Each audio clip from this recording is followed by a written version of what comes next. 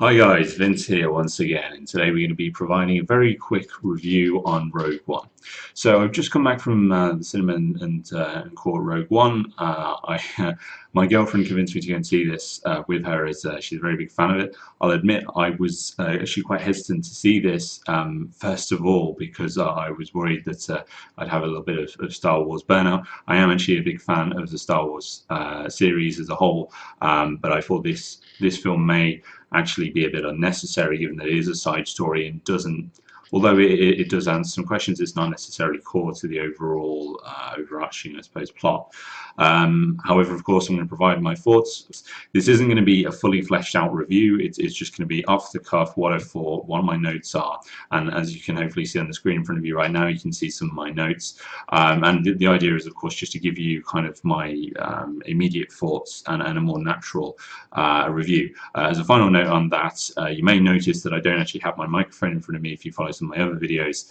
The reason for that is simple. It's because with that in front of me, I find that it provides quite a natural feeling just seeing this much of someone's face and not being able to hear what they're saying all the time. So I'm going to try it out with my webcam instead, and hopefully that provides a more natural review. Okay, so first point. So Felicity Jones is the lead in Star Wars Rogue One. I thought she was a really strong lead. It's great to see, of course, more women getting the leading roles, especially following Force Awakens. And I really thought she was she had a very commanding presence. You always felt like there was more to her than meets the eye, and she was quite a deep character.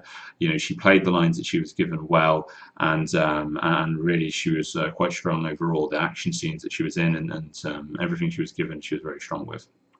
Um, Overall, with the film as well, there's some really, I'm not going to provide any spoilers here, but there's some really tense and cool moments. And the big thing I found with Rogue One, which I wasn't really expecting, I went into this fairly, sorry, that's my phone. I went into this fairly blind, but one of the things I wasn't expecting was the scale of this film and the fact that it really shows the side of the war. Of course, the name of the film is Star Wars, that we don't really see and we haven't seen in depth up to this point. And I thought that was really cool, and I was really surprised and pleased with that. None of the team that we're presented with as well really felt weak or unnecessary. They all had their own personalities, their own traits that they brought to the table. However, and this has been mentioned in other reviews that I've seen, one in particular that stands out is the droid K2SO, if I've written that down correctly. He has some really good lines. He's very kind of quite blunt and off kilter, and he brings a humorous element. It seems to be a bit of a running thing with Star Wars, as you know, they always seem to do that. If you look at, of course, the droid in the last Star Wars film and then the original trilogy of R2-D2, that they always seem to provide the comic elements. That's certainly nothing I have a problem with, and I thought it was done well here. With that in mind, the humour that runs throughout the film really hits a good note as well. It doesn't feel overdone or like they're forcing anything. There's nothing there's nothing like the horrors we had with Jar Jar Binks in the second trilogy. You know, there's nothing ham-fisted here. There is humour, but it's not thrown in your face, and it's not like, hey, this is funny. It's just natural, and it fits in very well, and it gives the film a kind of a tone of its own, in my opinion, as it works very well. The visuals here as well, very, very strong. I was really impressed with this. There is CGI, which is actually used quite a lot throughout the course of the film, but it's not overdone and it feels very natural. Another thing which I think that the team here should be commended on is that they've done a very good job of bringing the aesthetic of the original trilogy, and specifically some of the starships that are featured, through to this film and bringing them up to date, but also keeping that look that they had and the way in which they did things, I think is really honoured and brought in well. And it really sucks you into the universe. You don't feel as though this is the 2016 take on Star Wars. You just feel as though you're coming back to this universe, and you feel almost as if you'd never left in some ways. So So yeah, so I'm just confused by my note there. This really this shows the side of the story there that we've never really seen before, and as I say, I had my apprehensions about that. I thought, that, do we really need another Star Wars or side story? I know we've got another one coming with Boba Fett, if I'm not mistaken, in about 2 years' time, as well as of course the new trilogy. So I thought, do we really need this? But I have to say, it fits in very well. It fits in very well with the lore. It does answer some questions that people don't. That haven't been answered, and one in particular, which I'm not going to spoil, as I say, which is a glaring hole in the original trilogy.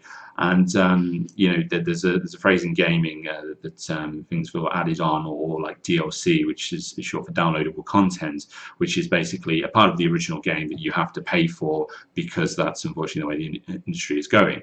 It doesn't feel like that. This is a very strong film in its own right, and really has a strong set of characters, which I wouldn't be against seeing in additional content, not necessarily a film, but maybe other episodes or TV shows. So scrolling down, you can see my rough scribbles. So if there's not a point next to it, it's just a note rather than a plus or a minus. But one of the things I've noted here is that there are a lot of deaths throughout here. It really shows the impact of course, the Star Wars, and how that affects the people there. What are some of the characters' motivations, and what is the build up to the events that come into the original trilogy. And I thought that worked very well, and it's not a story that we've been told before, and it's not something that you necessarily, or at least that I would associate with Star Wars. It's usually quite kind of polished and glamorous in some ways, and you don't see the darker side of things, which there certainly is. And if you were to look into some of the fan-made content that's been made, it's certainly out there, and there are some pretty dark things, particularly if you think even about the second trilogy and some of the stuff that's happened there. So it's great to see that, and some of the new locations and races that are brought in again feel like a natural extension, and feel like they've really thought about this, and they've brought them through, and it's not thrown in your face in a kind of, hey, this is the new area, this is the new planet. It just feels like this journey you're taking into a universe that we all know and love, and I thought that worked very well. Some people have raised some comments, and there have been some detractors in regards to the pacing of the film, particularly towards the start.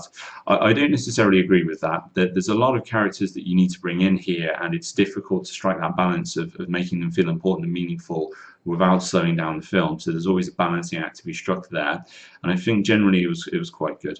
Some of the introductions with the characters, I thought it felt a bit superfluous towards the overall plot.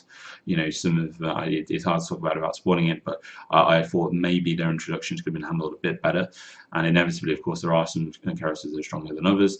However, overall, I thought the pacing was very good, and particularly the last third of the film is very strong by and large, and the action there is really fantastic. Some of the fights we get to see, particularly in space, are really cool. Of course, this is in effect a prequel to A New Hope, Episode 4, if I'm not mistaken, and this ties into that very well, almost too well, you could argue.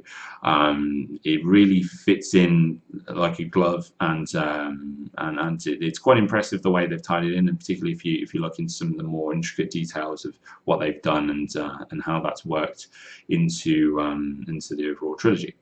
So overall, I'm very happy with this film. It was a pleasant surprise for me. I'd be happy to watch it again. I think it's a very good movie in its own right, and it's difficult to